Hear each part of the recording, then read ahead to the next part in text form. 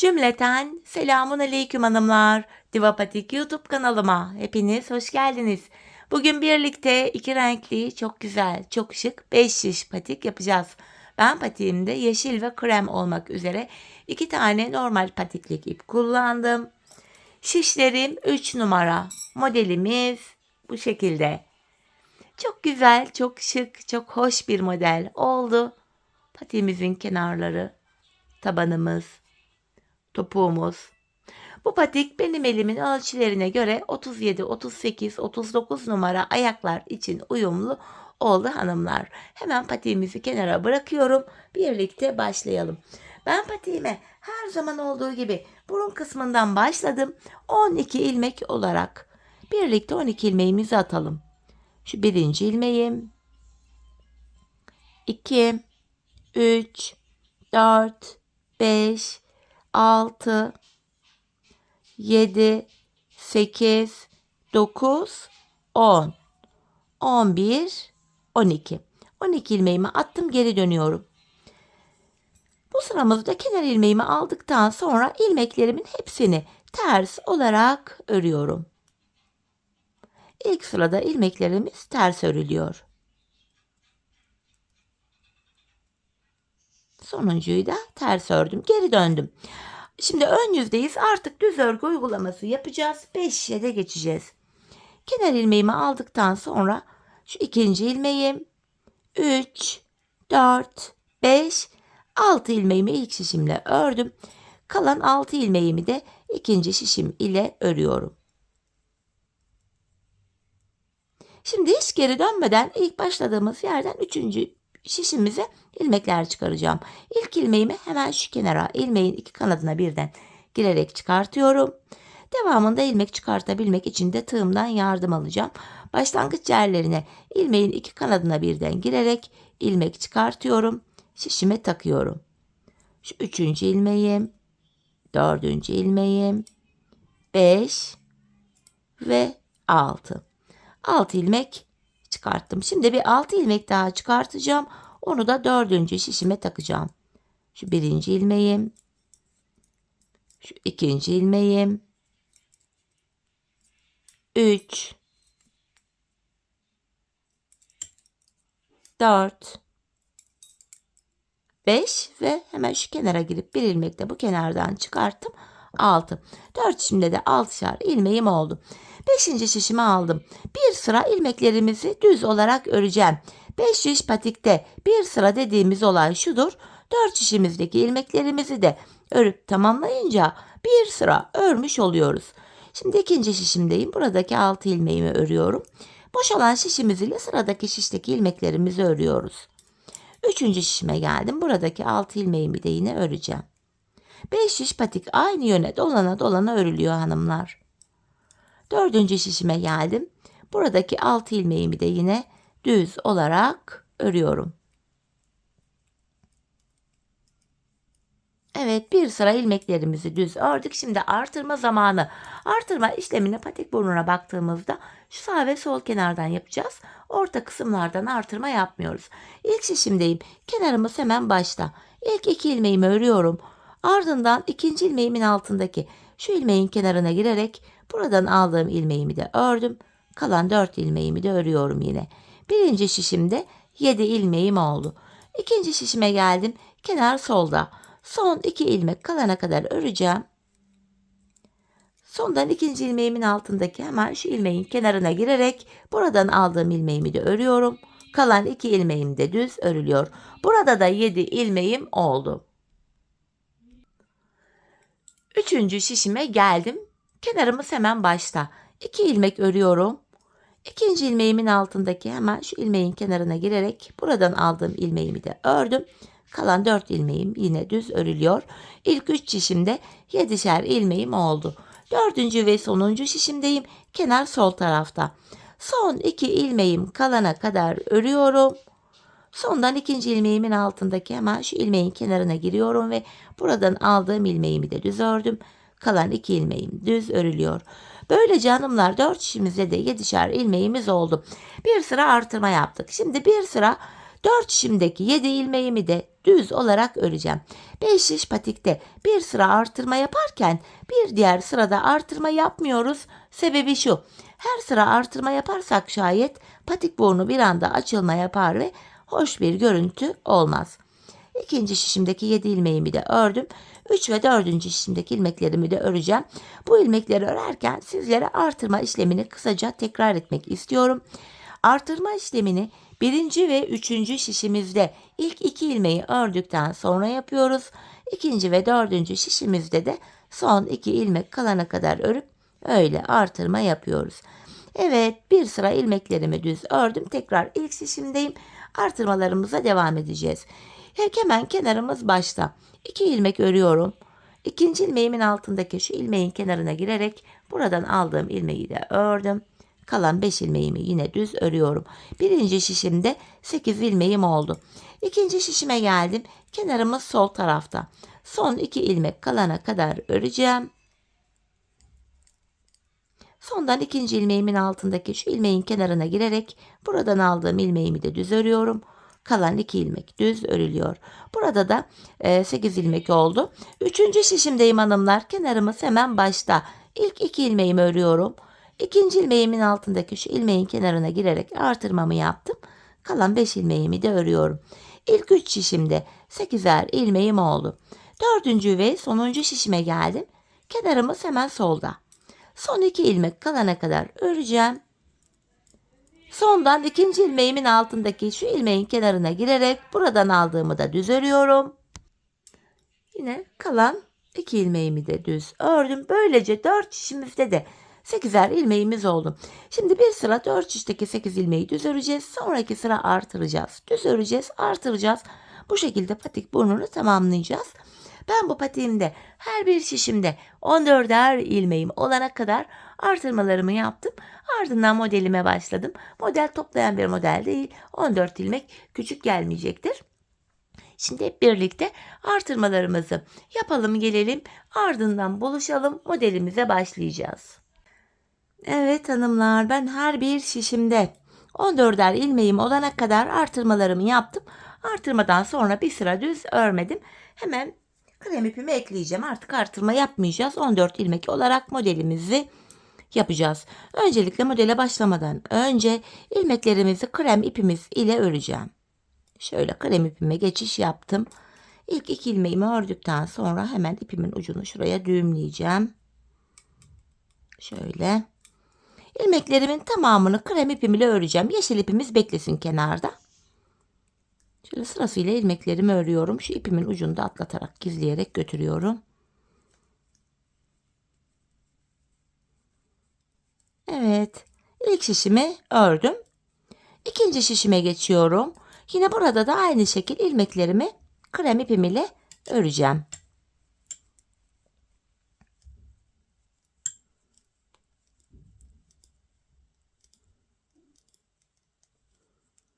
Bakın artırma yapmıyorum artık. Üçüncü şişime geldim.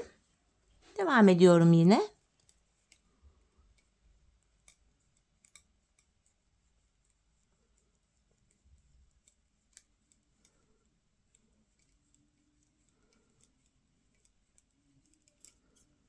Dördüncü şişime geldim. Burada da yine aynı şekil ilmeklerimi düz örüyorum.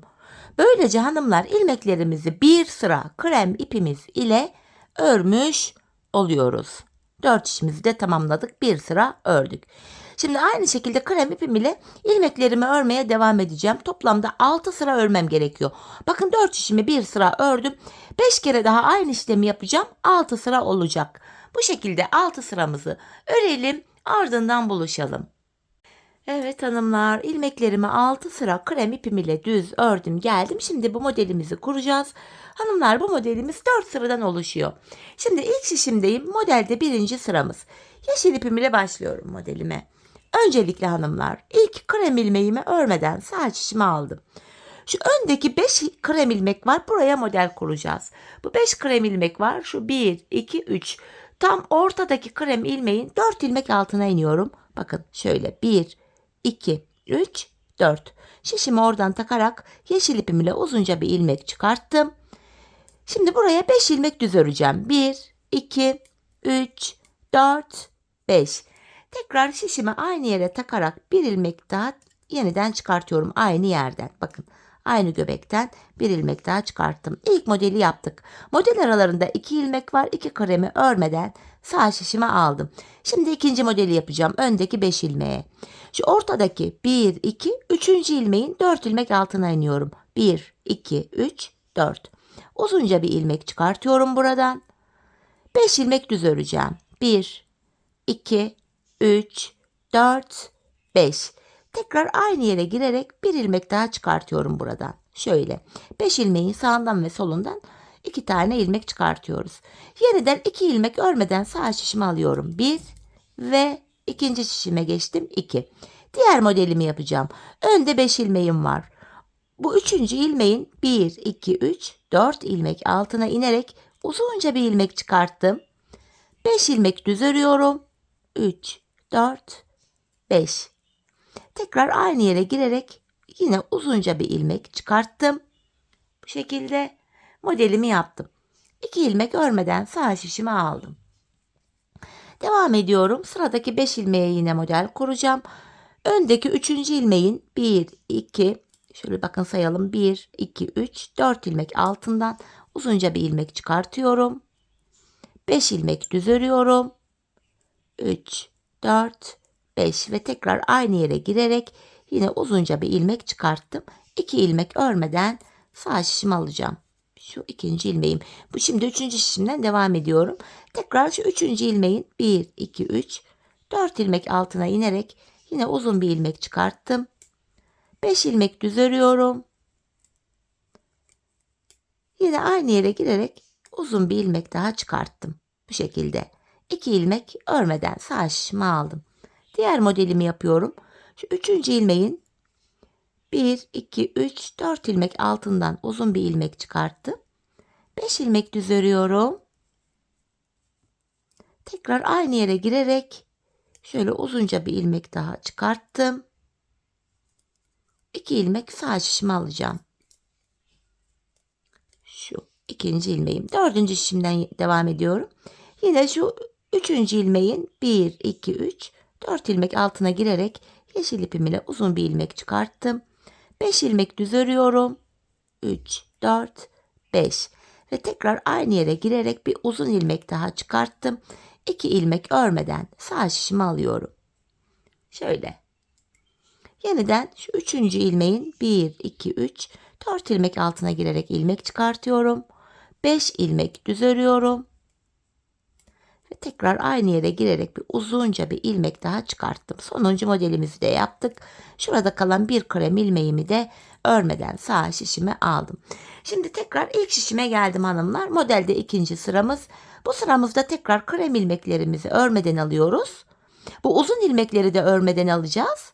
Bu 5 yeşil ilmeğimi düz olarak örüyorum. Yeşil ilmeğimi yine örmeden aldım. Kremleri örmeden alıyoruz. Alttan çıkarttığımız uzun ilmekleri de örmüyoruz. Sadece bir önceki sırada ördüğümüz 5 yeşil ilmeği düz olarak örüyoruz. Bakın yine uzun ilmeğimi örmedim. Kremlerimi de yine örmüyorum. Modelimizin ikinci sırasını bu şekilde yapıyoruz. Yine uzun ilmeğimi sağ şişime aldım. 5 yeşil ilmeğimi örüyorum. Uzun ilmeğimi yine sağ şişime aldım. 2 kremi de örmeden sağ şişime aldım. Bu şekilde hanımlar modelimizin ikinci sırasını yapıyoruz. Yeşil ilmeklerimizi örüyoruz. Diğerlerini örmeden sağ şişimizi alıyoruz. Üçüncü şişimden devam ediyorum. Yine krem ilmeğimi örmeden aldım. Uzun ilmeğimi örmeden aldım. Bu 5 yeşil ilmeğimi örüyorum. Bu şekilde hanımlar modelin ikinci sırasını örüyoruz. Bakın. Krem ilmekleri ve bu alttan çıkarttığımız uzun ilmekleri örmeyeceğiz. Bu 5'er tane yeşil ilmeklerimizi örüyoruz. Dördüncü şişime geldim. Aynı işlemi burada da yapıyorum. Şöyle. Yine 5 tane yeşilimi örüyorum. Uzun ilmeğimi örmedim. 2 kremi de yine örmeden sağ şişime aldım. Evet. Ve sonuncu krem ilmeğimi de sağ şişime aldım. Evet, tekrar ilk şişimdeyim. Modelimizde 3. sıramız. Bu sıramızda hanımlar krem ipim ile yeşil ipimi aynı anda öreceğiz. Bakın ilk ilmeğimi krem ile ördüm.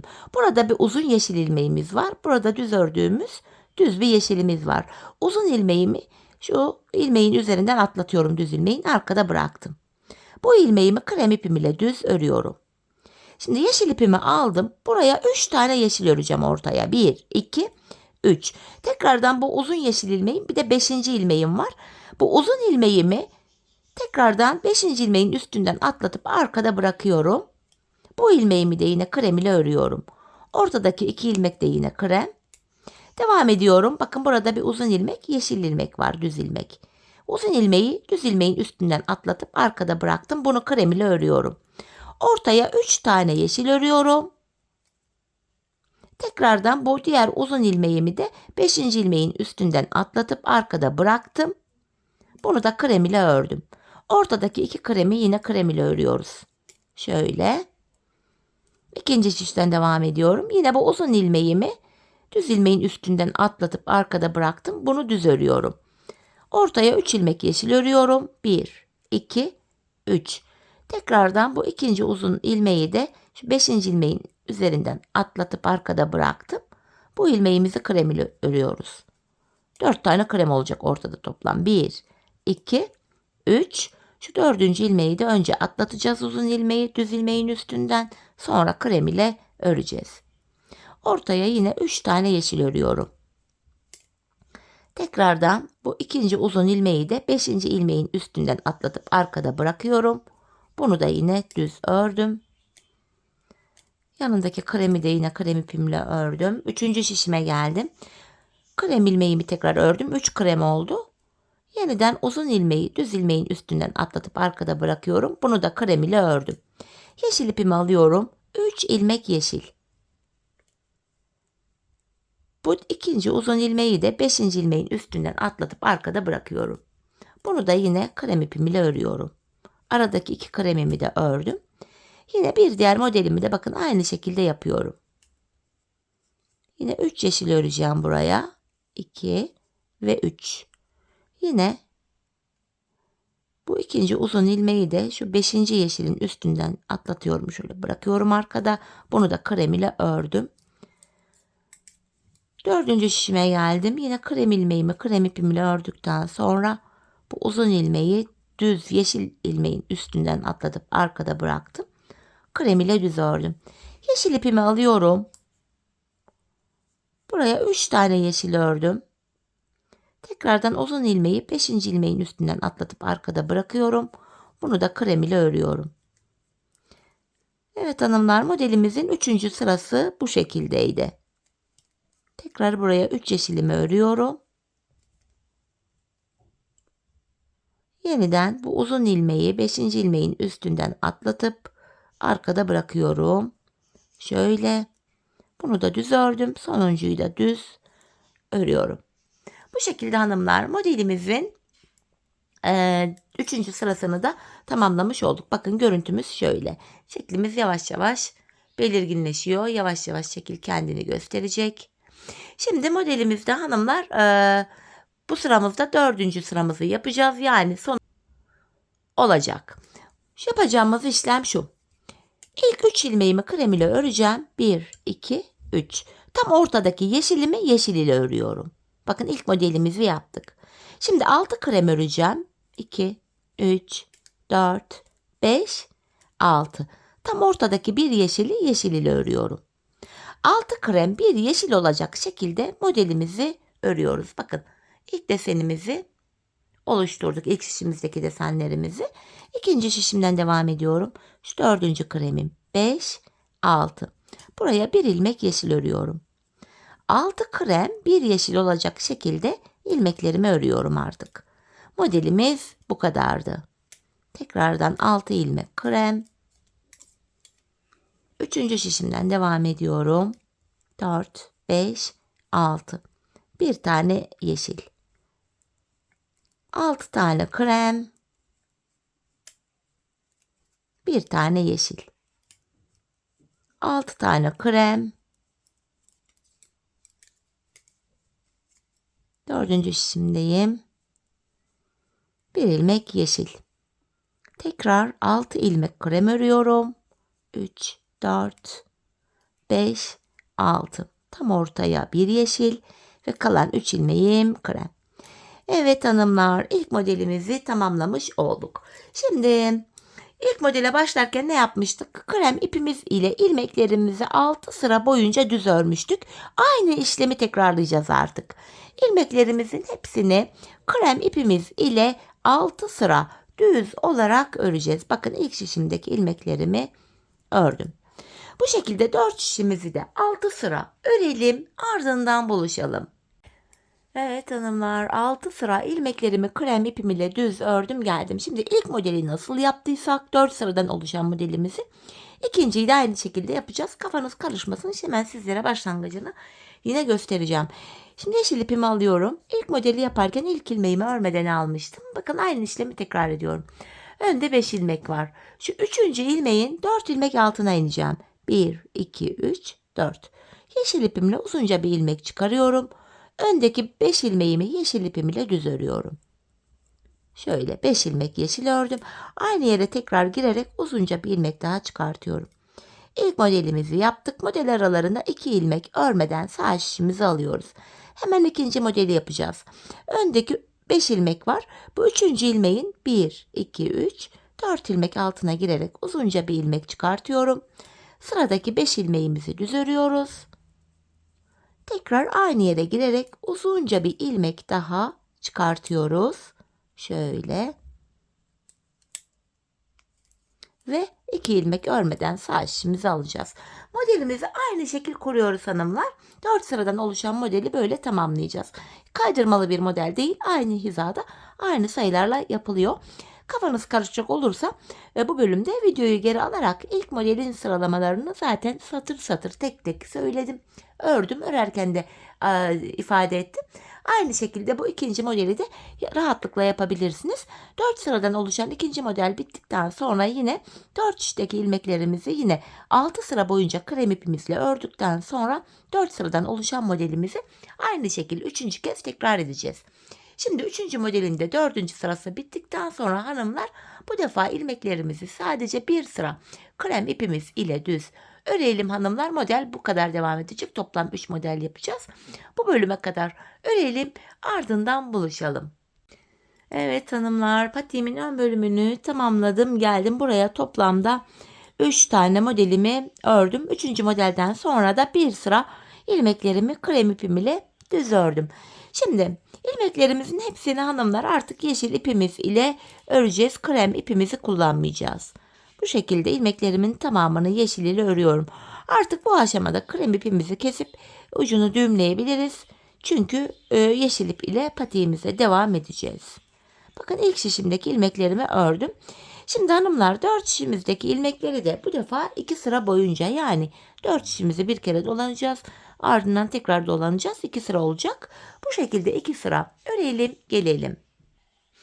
Evet, 2 sıra ilmeklerimi ördüm geldim. Şimdi hanımlar tekrar ilk şişimdeyim. Bilek ayrımını yapacağız ilk şişimizde. Burada son bir ilmek kalana kadar ilmeklerimi düz olarak örüyorum. Şişimde son bir ilmek kalana kadar. Bakın son bir ilmek kaldı. Bu sonuncu ilmeğim ile ikinci şişimdeki ilk ilmeğimi alıyorum. Bu iki ilmeği şöyle birbiriyle yer değiştirdim. Yer değiştirdiğim ilk ilmeğimi ilk şişimle örüyorum.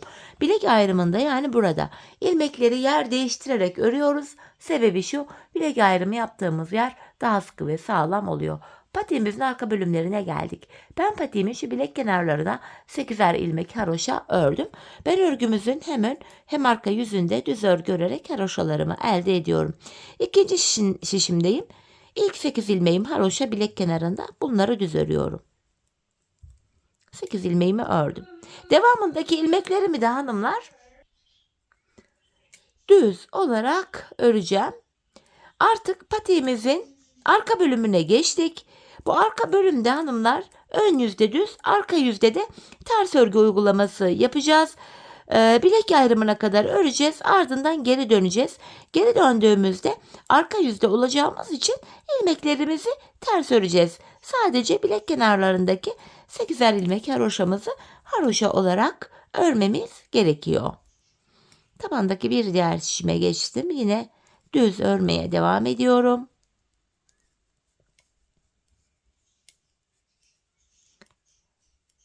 İlk şişime geldim. Bilek ayrımı yaptığımız şişimiz. Burada da ilmeklerimi düz öreceğim. Bakın son 8 ilmeğim haroşa. Haroşalarımı aynı şekilde düz örüyorum. Arka yüzde de bu haroşalar yine düz örülecek. Bakın bilek ayrımı yaptığımız yere geldik. Şu orta bölüme.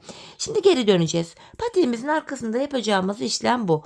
Bilek ayrımı yaptığımız yere kadar öreceğiz, geri döneceğiz. Bakın kenar ilmeğimle birlikte toplam 8 ilmek haroşamı düz öreceğim. Şu 6, 7 ve 8. Bakın burada hanımlar bir diş haroşamız oluştu. Diğer ilmeklerimi de şu an arka yüzde olduğum için ters olarak örüyorum. Bir diğer şişime geçtim. Burada da yine ters örmeye devam edeceğim. Patiğimizin arkasında yapacağımız işlem bundan ibaret. Bilek ayrımına kadar örüyoruz, geri dönüyoruz, örüyoruz, geri dönüyoruz. Ön yüzdeysek eğer düz örgü, arka yüzdeysek de şu anda yaptığımız gibi ters örgü uygulaması yapıyoruz. Sadece bilek kenarlarındaki 8'er ilmek haroşamızı haroşa olarak örmemiz gerekiyor. Evet, tavandaki ilmeklerimi de yine tamamen ters ördüm. Bilek ayrımı yaptığımız son şişimize geldim. Burada da yine ilk 6 ilmeğimi ters öreceğim. Kalan 8 ilmeğim haroşa, onları da düz öreceğim. Bakın son 8 ilmeğime geldim. Şu haroşalarımı hanımlar şöyle düz olarak örüyorum.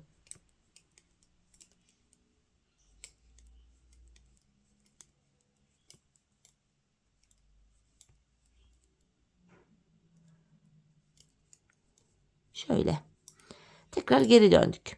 Bakın şimdi kenarlarda birer diş haroşamız oluştu. Bilek ayrımından sonra geri döndüm. Yine ön yüzdeyim. İlk 8 haroşa ilmeğimi düz öreceğim. Ön yüzde olduğum için devamındaki ilmeklerimi de yine diğer bilek ayrımı yaptığımız yere kadar düz öreceğim. Sonra geri döneceğiz. Arka yüzde ters öreceğiz. Bu şekilde patiğimiz devam edip gidecek. Baktığımızda bilek kenarlarımızda birer diş haroşamız oluştu bile. Hanımlar, ben bu patiğimin şu arka bölümüne toplamda 15 diş, yani 15 sıra haroşa ördüm. Benim elimin ölçüsüne göre tam oldu. Sizler bu aşamada patiğinizi örerken mutlaka ayağınıza giyin, ölçün. Patiğinizin arka bölümünü topuğunuzun şu kenarına gelene kadar örmeniz gerekiyor. Bu şekilde ölçü alarak yaparsanız patik ayağınıza tam olur. Şimdi hep birlikte patiğimizin arka bölümünü ölçülerimize göre örelim, ardından buluşalım.